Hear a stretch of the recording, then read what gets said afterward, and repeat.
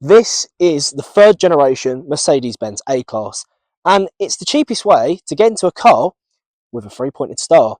Now, in this review, we're going to be taking a look around the exterior, show you around the interior, also take a look at its practicality, and we're also going to take you for a drive to see whether or not this car's any good in this completely unbiased and fair review. What? Oh, that's a bit better. In this completely unbiased and fair review. I'm Connor Austin, and you are watching Connor Austin Cars.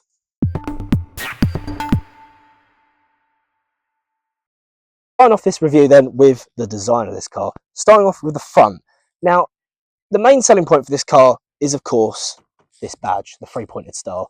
One of the most prestige and well-known badges in all of motoring. But that shouldn't be the thing that draws you to this car. What should draw you to this car is just the overall design of it.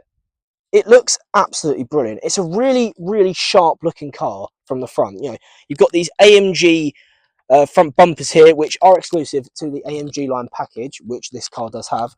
As well, these shiny bits in the grille, which are really, really nice. Now, here we are at the side of the car now, and once again, the sporty theme does continue. I mean, look at these bold creases here on the doors and here on the back doors as well. They're really, really bold. They look really good, and it really shows off the car's shape. Honestly, one of the best looking hatchbacks around, I think.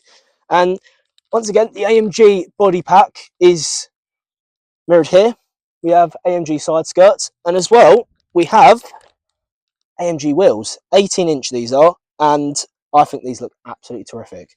Now, these red brake calipers are not standard. You cannot get these from factory. These I got done myself.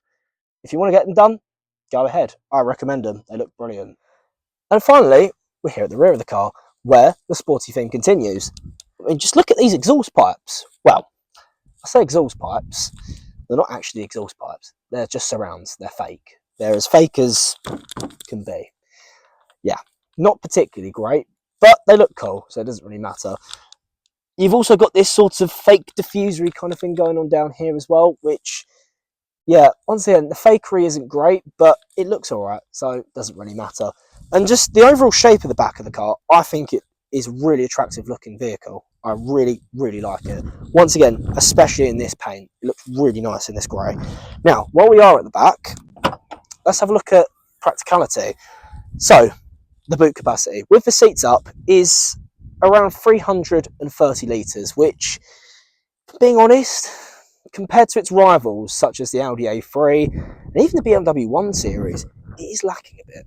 It's a bit small, especially compared to the A3. One thing that doesn't help this car is the boot opening, because you'll see the rear lights sort of concave into the actual boot, which means the opening is quite a bit smaller than you have in some other cars. Now, taking down this parcel shelf is reasonably easy. You just pull on these tabs here. If I can get the other one out. There we go. Pop it out. There we go. And you can just plug it over there. There is no room underneath the floor to store the parcel shelf. It is a bit too big. However, you do actually still have some underfloor storage. There is a bit of junk under there though. Ignore that. Now, folding down the rear seats, because this is quite a small boot, you can do it right from here. So, you just pull on these tabs and you push the seat down. Now, that brings me on to another problem. As you can see, the front passenger seat is preventing the seat from going down. So, every time you go and fold the rear seats down, you have to fold the passenger seat forward as well. And there we go. Slowly but surely. Now, let's do the other side as well.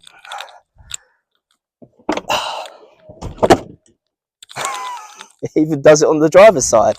And I'm not a very tall gentleman, so yeah, it is annoying. And there we go.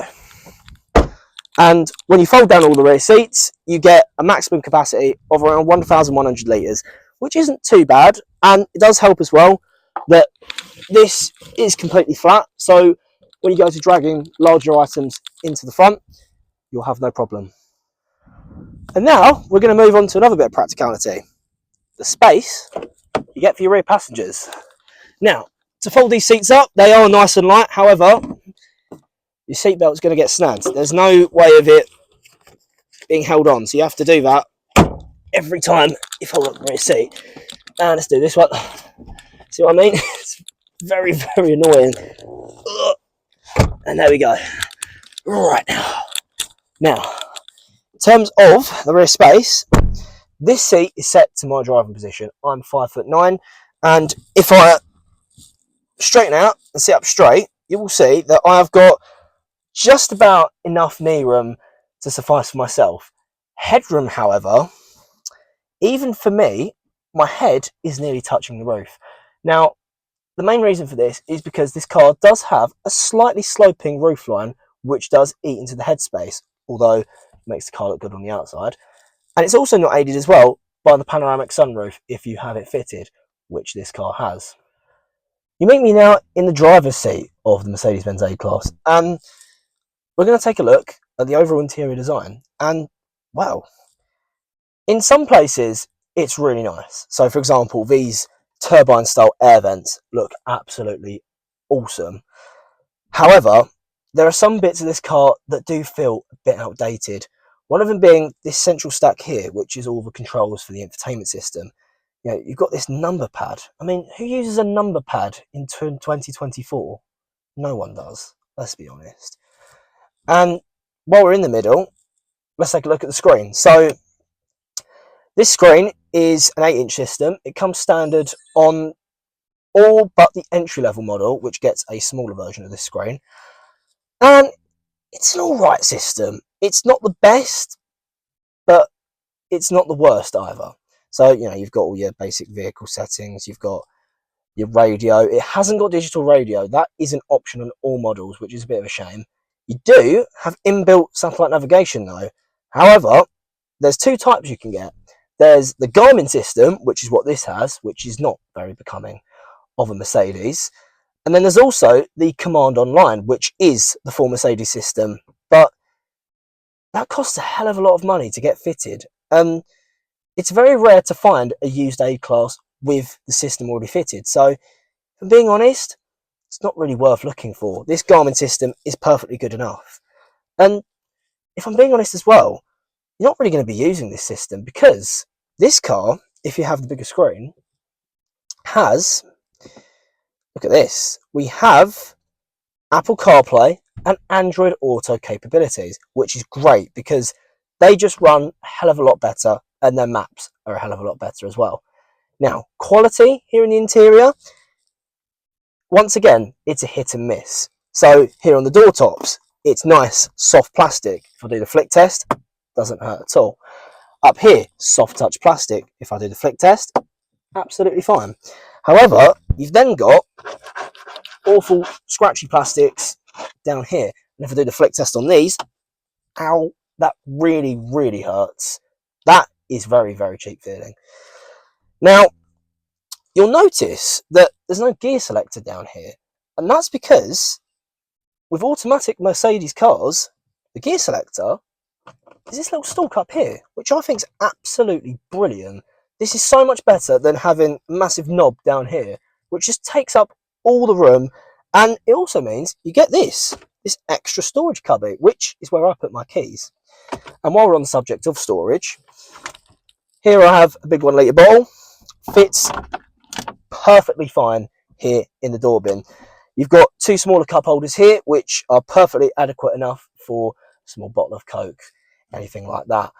Glove box, it's a reasonable size. It's not the biggest, but it's not the smallest. And yeah, you can fit a few things in there. Not too bad. Overall then, what do I think of the interior?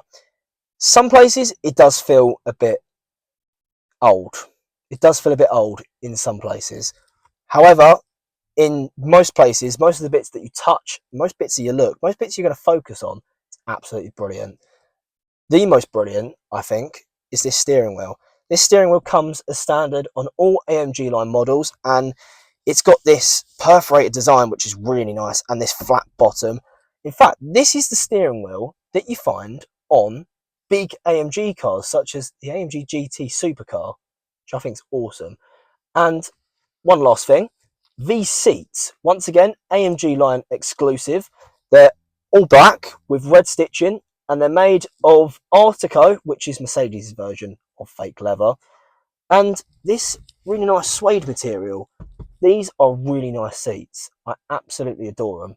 And on some models, you even get ambient lighting in the middle, although you can't really see that at the moment because it's daytime. Here's what they look like at night. And that brings me on now to some things that I find really annoying about the Mercedes-Benz A-Class. When you're at a traffic light and you push down the auto hold button, you'll hear the auto start stop going off, which saves fuel, which is great.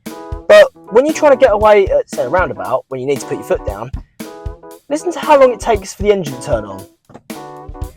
It takes ages! Considering the fact that this is meant to be a premium car, and also the fact it's a Mercedes-Benz, if you want to prop up the bonnet, there's no gas struts. So if I was to let go, yeah, you have to use this awful looking stick thing. Something you'd find on a Renault and would be completely understandable. But on a Mercedes, no. Right, as you can see now, I'm sitting in the car with the ignition on. And as you can see as well, the radio is also on. Now, say I want to turn down the radio because, say, I've got a sleeping child in the back and I don't want to wake him up every time I turn on the car. If I were to turn off the car, you'll know that I had the radio off. Okay, I'm going to reset it. Now, if we turn it back on again, the radio noise comes back on, even though I wanted it off. Yeah, it's a bit annoying.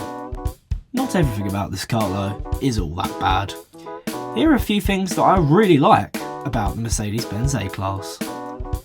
If you have more than one driver, not to worry. This car has electric seats. Now, right now, this is set to my mother's driving position. She is a lot shorter than I. And if I want to change it to mine, all I have to do is hold this one. And straight away, the seats and the mirrors move to how I like it.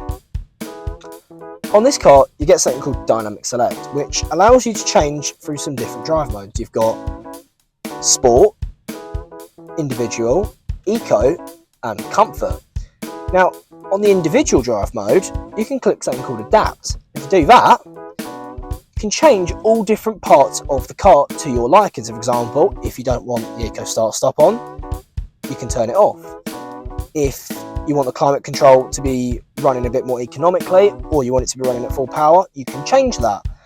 If you want the engine to behave differently, you can choose between 4 different kinds of modes. You've got Comfort, Sport, Eco, and Manual, which allows you to drive the car with these paddle shifters. The panoramic sunroof on this car is great. Not only is it just lovely to have a glass roof, but it even opens, and it opens quite a lot, which means you can stand on the roof if you feel like it. Right, engine choices. Now, Mercedes have been very generous with this car because there is quite a large range of engines available, petrol and diesel. This is the entry-level diesel, the A180d. It's a 1.5 litre turbo, producing around 110 horsepower, which isn't fast, but it's very economical. Does up to 70 miles to the gallon combined, which is brilliant. Now, one thing to note about this engine, although it has a Mercedes badge on it, it's not actually a full Mercedes engine. It's actually from Renault. If you want a proper Mercedes engine, you're going to have to step up to the A200d, which has Mercedes' own 2.1 litre diesel engine, producing about 30 or 40 horsepower more, so probably about 150 horsepower. So it's a little bit more potent, and fuel economy probably around 65 miles to the gallon. So not as economical, but still pretty good. And if you want an even more powerful diesel engine, you can step up to the A220d, which has almost 200 horsepower. Once again, that's a 2.1 litre diesel engine. And yeah, like I said, it's faster, but you don't really need it. I think the pick of the range, I'd say, is the A200D. I think this one is a bit too sluggish, and I think the A220D is a bit too overkill. Now, petrol engines, you have quite a few different choices. So you have a few 1.6s, you have the A160 and the A180, you then also have the A200, and then you have the 2-litre A250, which is a rival to the Volkswagen Golf GTI. And if you want a car that's even faster than that, you can step up to the full-fat AMG A45, which has well over 350 horsepower, four-wheel drive, and it's an absolute rocket ship. Doesn't get more overkill than that, but it's a very fun car. Right, moving on now to driving the A-Class. Now, the first impression that you get from this car is that it was made to feel sporty. So you've got this ultra low driving position, the super sporty steering wheel, and of course the bucket seats. Altogether makes it feel quite sporty. You know, makes you feel like you're driving a sports car, even though you're not. Now, one thing that does feel very, very sporty, in a not so positive way, is the suspension. When you're driving around town and say there's a pothole, yeah, you're going to want to make sure you steer clear of it, because the suspension in this is rock hard. And if you even go over a small pothole, it will shake your spine to the point that it will start disintegrating. It's that bad. Yeah. Really, really uncomfortable suspension, especially on this AMG-Line one, where the suspension is even firmer. Now, there is a workaround for this. Don't get the AMG line. Get either the SE or the Sport. But if you want the cool looks, you kind of have to get the AMG line. For me, it's the pick of the range, because you get a reasonable amount of equipment as standard, and of course you get the cool looks. I love the looks of this car, and I wouldn't sacrifice it for its comfort, because I don't mind the rocky drive because I'm young, so it doesn't bother me as much. But if you have got a chronic condition where your back is affected and you do need a comfortable car, this probably isn't the right car for you. Now, the steering, when in comfort mode or in eco, or any mode that isn't sport really, it is quite light. It's not as light as the Hyundai Kona Electric we drove the other day, but it is still quite light. Say if I try to steer it with one finger, yeah, I kind of can actually. It's light, but it's heavy enough so that there's a sense of feeling. You feel like you're connected to the car. And here we are now driving sort of down a more bendy road. If I put it into sport mode, you'll straight away feel the steering has firmed up by quite a bit actually. And of course the throttle response goes up. So when you go around the corner in this thing, even though it's not a sporty car, it actually feels really good. It's actually quite fun. And the engine, even though it's a rattly old diesel, it still has a bit of a grunt to it. And yeah, the steering in this is really, really good. I like it a lot. From what I've heard, it's not as good as the BMW 1 Series dynamically. That is still a superior car when it comes to performance and driving fun. That is a lot better, and that's aided by the fact it's rear-wheel drive as well. But it has the sporty feel, and that's something that, say, another rival, the Audi A3 or the Volkswagen Golf, doesn't provide. This is kind of a mix between the Audi A3 and the BMW 1 Series in the way that you get the sort of sporty feel that you get from the 1 Series, but the sort of refined and nice kind of environment you have in the A3. it's a nice mix in between. I love this car. I love driving it. It's brilliant. Now, the engine. It's not the most powerful in the world. Like I said before, it's got just over 110 horsepower. So it's not going to put you back in your seat. It's not a fast car. But it does the job. It does what it needs to do. And like I said, this engine was not built for performance. It was built for economy. And it does that very, very well. On average, driving around town, I get around 50-something miles to the gallon, which actually isn't too bad for a car like this. For a diesel, at least. And when driving on a motorway, I got nearly 70 miles to the gallon. So it can actually do 70 miles to the gallon. It can do it. So for economy, this engine's perfect. And of course, if you're a young driver as well, this engine is the right choice. This is the best one to choose. Pick the range. Because it's also got a really low insurance group. It's insurance group 15, which is really, really low. And for a Mercedes, insurance group 15 is insane. And you get a low tax as well. I'm pretty sure the tax is just £20. That's very, very impressive. I'm really happy with that.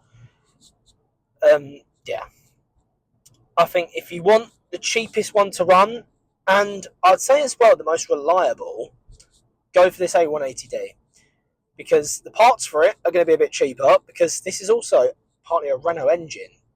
So, yeah, parts for it are going to be less expensive than the full Mercedes units, and, it's just in general going to be a lot cheaper to run in general. So, yeah, for cheapness, I'd go for the A180d. If you want the best all-rounder, the A200d is by far the best one. It's got enough power, it's got enough grunt, it still does the good fuel economy, and it also is a bit smoother than this 1.5. It's a nicer engine, but mainly you choose it for the extra power. So, what about any of the petrols? Well, I haven't driven any of the petrols yet, but I'm sure that they're nice and pokey. They obviously won't have as much low-down grunt as the diesels, because diesels are notoriously more torquey. And I'm sure as well that the A45 AMG, if you really want to sacrifice yourself for one of those, is going to be an incredibly fun car to drive. And it will beat pretty much anything it comes up against that's in its class. Volkswagen Golf R, blow it away. Audi RS3, definitely it will give it a run for its money. BMW M140i, I think the BMW would just about win, but the A45 would certainly give it a run for its money once again. So, yeah, to drive this car round town, because it's small, it's nice and easy to drive. There's no problem with that whatsoever. The only problem I have about it is the ride. I do wish the ride was a bit more comfortable. Apart from that, this is a pretty good car. I like it a lot. Right then, what is my overall verdict then on this Mercedes-Benz A-Class? Well, it's probably the best looking hatchback in its class. It's not the most dynamic to drive, and it's also not the most comfortable to drive. However, it's definitely a perfect mix in between. And if you're looking for a super stylish hatchback and you don't want something boring like a Volkswagen Golf, this is a great choice. Thank you very much for watching.